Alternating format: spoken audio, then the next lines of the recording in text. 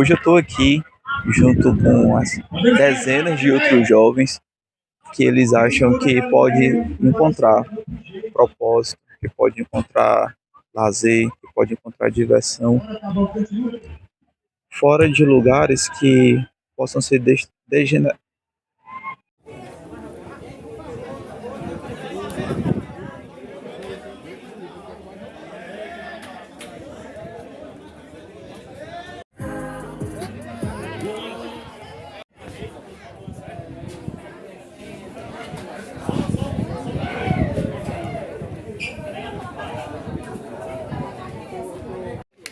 Roger.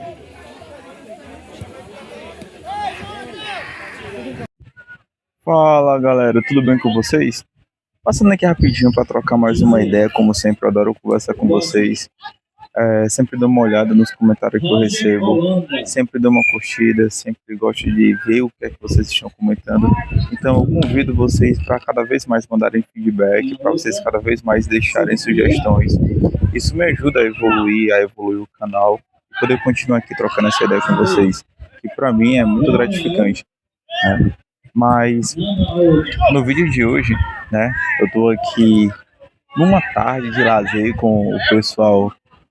Não conheço todos, mas com alguns grupos de amigos no evento esportivo que a nossa organização resolveu fazer, né? Eles pretendem ficar fazendo isso de tempos em tempo. E no geral, a galera que está aqui é aquele perfil de um jovem adulto, digamos, uma galera entre 25 e 35 anos, né? E, cara, como é que eu posso descrever isso? Poucas vezes na minha vida eu estive num ambiente que eu achei tão como é que posso dizer, saudável. Um ambiente onde eu realmente podia me sentir à vontade, sem saber que eu não estou num ambiente ruim, com pessoas que podem me causar o mal, ou que algo ruim pode acontecer comigo a qualquer momento. E isso muda a forma como a gente vê a vida. Esses dias, em uma das minhas aulas, eu estava conversando com um aluno e ele começou a me perguntar sobre essa questão, sobre o que ele era muito jovem, tinha os seus 20 e poucos anos, não me recordo agora a idade dele, mas que ele estava pensando sobre o que fazer da vida dele, porque ele foi para os Estados Unidos ano passado, passou 9 meses nos Estados Unidos, voltou porque o contrato de trabalho dele havia acabado, mas agora ele está tentando ir. Só que ele ainda não conseguiu, né, um novo contrato que permitisse a ida dele para os Estados Unidos. E quanto mais o tempo passa, ele fica muito desmotivado em relação ao que fazer da vida dele aqui, porque ele não vê futuro aqui no Brasil, né? Ou seja, ele pensa parecido comigo nesse ponto. E conversa vai, conversa vem, conversamos sobre propósito, sobre missão. E eu resolvi conversar com vocês também sobre isso e saber o que vocês pensam em relação a propósito. Eu não sei se como é que eu posso dizer, se é a minha geração, né? Eu sou um millennial, para quem não sabe, ou se é porque eu tô ficando velho, né? Mas é comum a gente fazer comentário do tipo, poxa, essa geração tá sem propósito, essa geração atual não sabe o que fazer da vida. Vocês também já pararam para pensar sobre isso? Ou melhor, vocês não sabem o propósito da vida de vocês? Vocês já pararam para pensar sobre qual seria a missão de vocês aqui na Terra? Muitas vezes a gente pega pensando, poxa, estou nos meus 30 anos e ainda não fiz nada da vida. Poxa, estou com meus 35 anos, não alcancei nada na minha vida. O que é que eu estou fazendo da minha vida? Eu sinto que só estou rodando em si. Eu sinto que só estou rodando, né? Só estou girando. Vocês também já pararam para pensar sobre isso? Então eu convido vocês a me dizerem o que é que vocês acreditam sobre propósito.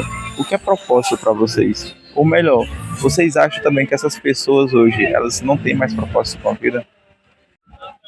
Vocês também já tiveram a impressão de que é comum que as pessoas estão apenas repetindo opiniões que elas escutam de outros, opiniões de quem é famoso, opinião de quem é influencer, opinião de quem por algum motivo tem alguma autoridade no meio em que elas estão, mas essas opiniões são baseadas em quê, né? Então, muitas das minhas ideias, muito do que eu acho, ou, né, do que eu acho, né? Olha aí uma opinião. muitas das coisas que eu falo, das coisas que eu penso, tem uma cosmovisão por trás. Às vezes, uma vez eu até lembro de ter discutido isso com alguém, porque as pessoas acham que opinião não tem nada a ver com caráter, mas tem sim. Muitas vezes a opinião da pessoa, né, o caráter da pessoa está totalmente relacionado com a forma dela de pensar. E a forma dela de pensar está relacionado com uma cosmovisão que ela tem, a forma como ela enxerga o mundo. E isso sim é uma coisa que a gente tem que levar em consideração quando a gente escuta uma pessoa falar ou quando a gente vê uma pessoa agir. Quais opiniões ou quais ideias vocês levam em consideração na hora de você viver a sua vida ou de enxergar propósito naquilo que vocês estão fazendo? Eu costumo dizer que parte do que eu entendo como ideia ou como opinião, ela deve ser pautada pela verdade. E a verdade é aquilo que não muda com o tempo, é aquilo que ela não muda com a moda, é aquilo que não muda só com a vontade de alguém, é algo que é perene, é algo que é imutável. Basicamente, eu tenho 4 verdades, né, 4 pilares que eu uso para basear o que eu considero propósito na minha vida. Esses quatro pilares basicamente são Deus, porque Ele é a origem, o criador de toda a verdade absoluta acima de todas. Jesus, como o próprio Deus encarnado, que é um reflexo desse modelo de perfeição. As leis naturais, que são uma derivação lógica e objetiva da perfeita criação de Deus. E o Bitcoin, que é nada mais do que o modelo prático, né? Uma derivação prática, o efeito prático dessas leis naturais dentro de um sistema, que ele representa leis imutáveis, que ele representa um sistema não inflacionário e fora do controle de homens incorruptíveis. Basicamente, esses 4 pilares são o que eu uso para basear o que é certo e o que é errado para a minha vida. Tendo isso como norte, eu consigo desenhar propósitos que eu tenho para a minha vida. Paulo, em várias cartas na Bíblia Sagrada, ele fala que o nosso propósito como criação de Deus é servir unicamente os caminhos a qual Deus nos chamou, né? Paulo também fala que o viver é único e exclusivamente Cristo. E ele também fala em outra carta em que ele fala que nada na vida dele faz sentido se não for para cumprir a missão a qual ele foi chamado por Deus. Então a gente tem muito claro sentidos que nos guiam, que nos baseiam, que nos balizam para dizer qual é o nosso propósito de vida. E eu tendo isso como norte, eu tendo isso como um padrão a seguir, eu tenho para mim o que é um propósito de vida. Eu acredito que muitos desses jovens hoje em dia, devido à secularização do mundo, perderam esse propósito, eles não enxergam esse propósito. Muitas vezes, talvez, por eles estarem muito enraizados no materialismo do secularismo. O que eu mais vejo ao meu redor, o que eu mais vejo na internet, o que eu mais vejo em todo lugar, é que as pessoas estão cada vez mais sendo educadas por redes sociais. As pessoas estão sendo educadas por professores militantes, as pessoas estão sendo educadas por influenciadores e celebridades vazias, pessoas rasas que não têm nada para oferecer. As pessoas passaram a trocar propósito por prazer. As pessoas passaram a trocar a verdade por aceitação. As pessoas agora querem ter o bônus da liberdade, ao mesmo tempo que não querem o ônus da responsabilidade. E isso é, na prática, você querer abolir todas essas leis naturais. Isso são princípios fundamentais que regem o universo, que regem o mundo, que regem a nós como seres humanos. Tudo tem um preço a ser pago. Você não pode abnegar da verdade e esperar que coisas boas vão acontecer. Você não pode querer ter liberdade sem pagar o preço por ela. E é justamente esse afastamento dessas verdades absolutas que fizeram as pessoas perderem o sentido de propósito. Elas não sabem mais o que é propósito porque elas abandonaram tudo aquilo que norteia para um propósito de vida. E o engraçado disso é porque Jesus, ele se autodeclara, né? Aliás, Jesus fala que a sua missão, né? Ele veio para trazer vida, e vida em abundância, né? Ele é a vida, ele veio para trazer a vida. Outras vezes também Paulo fala, né, que é justamente a verdade em Cristo Jesus que libertou ele das algemas da escravidão. Então a gente entende aqui de forma muito clara, né? Ele ilustra de forma muito simples que fugir da verdade, fugir desses princípios, do nosso propósito, é o que nos acorrenta, é o que nos aprisiona, faz a gente perder o sentido, faz a gente não saber mais pelo que viver. Enquanto se aproximar de Cristo, se aproximar de verdades absolutas, norteiam a nossa vida para um propósito. E de forma muito contundente, quando a gente não sabe o que está fazendo aqui, a gente passa a alimentar o sistema que nos escraviza. É por isso que buscar a verdade, buscar o propósito, nos traz a liberdade. Essa liberdade que a gente só encontra em Cristo Jesus, que é Ele quem se autodeclara como a verdade, né?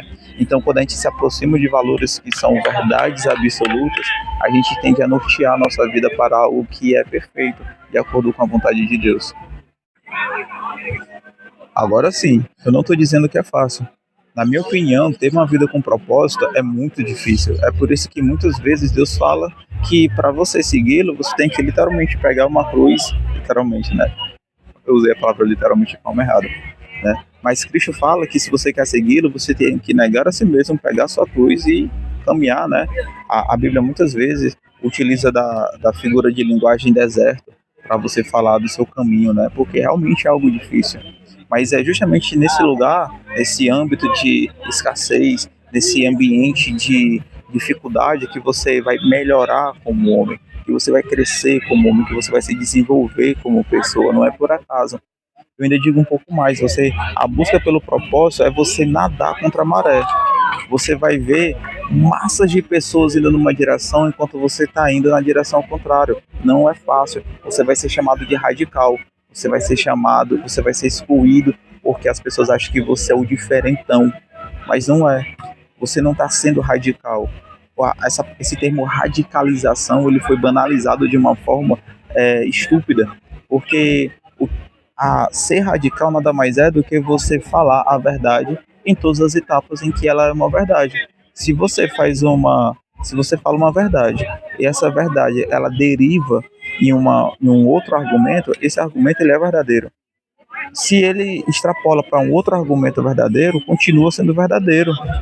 As pessoas dizem, você é muito radical, David. Eu não sou radical, estou falando a verdade. O fato de você querer uma mentira doce não quer dizer que você é politicamente correto. Quer dizer que você quer viver uma mentira. Aceite a verdade. Então isso é algo que eu costumo sempre falar é algo que eu sempre costumo comentar com as pessoas. Pare de querer achar que ser radical é uma ofensa ou um xingamento. Não é. Eu me orgulho. Eu fico feliz quando alguém me chama de radical. Certo, David, bacana. Leis naturais, Deus, Jesus, tudo isso é muito legal, mas onde é que entra Bitcoin nessa história? E aí que eu entro com a afirmação. Se o seu tempo é a sua vida, e se o seu dinheiro é um reflexo daquilo que você entregou para o mundo em troca do seu tempo, preservar valor em algo que não pode ser corrompido justamente porque segue os preceitos das leis naturais, faz todo sentido para mim. É por isso que Bitcoin me atrai. Bitcoin é um postulado das leis naturais, onde você tem todos os princípios matemáticos dentro de um protocolo que segue regras imutáveis e que não pode ser corrompido pelo homem. Bitcoin, para mim, nada mais é do que uma derivação, um reflexo das leis naturais, que por si só é uma criação, é um reflexo da criação de Deus.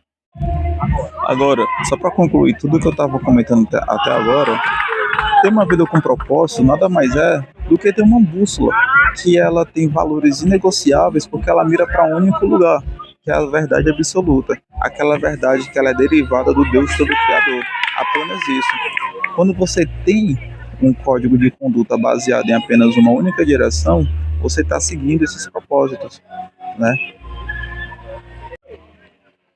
Mas a verdade ela dói. A verdade ela liberta, mas ela também te confronta. É por isso que o Evangelho de Jesus ele é tão negado hoje em dia. Porque as pessoas simplesmente não querem mais ser confrontadas. As pessoas não querem ser confrontadas. Elas não querem aceitar que estão erradas. É justamente por essa falta de aceitação que hoje em dia as pessoas não querem mais viver a verdade. Porque aceitar a verdade dói no ego delas, né? Então entenda que a verdade ela liberta, mas antes de libertar ela primeiro te confronta, né? E eu não estou falando isso dizendo que você vai mudar o mundo por causa disso. Não, você não vai mudar o mundo. O mundo é isso que está aí. O mundo é isso que a gente está vendo. Você vai mudar a si mesmo. Você talvez pode mudar a sua família. você pode influenciar pessoas, você pode influenciar sua família, mas você não vai mudar o mundo é isso. Então, a verdade, a gente encontra propósito na verdade. A verdade, ela liberta, mas te confronta. E também você não vai salvar o mundo, mas você pode salvar a si mesmo e a sua família. Entenda isso. Eu queria mais trocar essa ideia com vocês. Também gostaria de saber o que vocês acham em relação a esses pontos que eu trouxe para cá para abordar com vocês. E gostaria de ouvir a opinião de vocês, o que vocês acham. Ou o que vocês também gostariam de conversar a respeito. Comenta aqui embaixo. Ou então, melhor, compartilhe esse vídeo com alguém que vocês ouviram ou já conversaram que tem interesse por saber sobre o propósito ou conhecer a verdade. Eu gostaria de ver esse vídeo alcançando mais pessoas. E então, vocês vão estar me ajudando, fortalecendo o canal e fazendo com que a gente possa cada vez mais estar aqui conversando. Beleza? Então, vou indo lá. Te vejo por aí.